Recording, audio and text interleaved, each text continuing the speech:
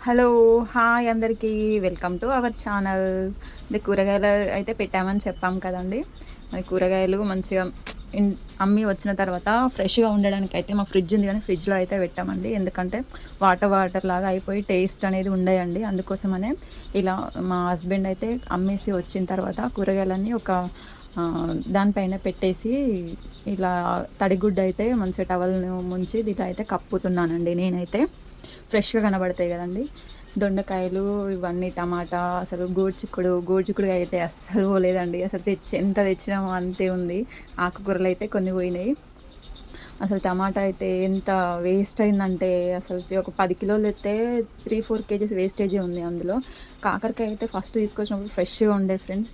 అసలు ఈరోజైతే కొంచెం ఖరాబ్ అయింది. కొన్ని తీసేసాము. చిక్కుడుగాయ అయితే చాలా బాగుంది. చూడాలి ఇంకా ఎలా ఉంటుందో.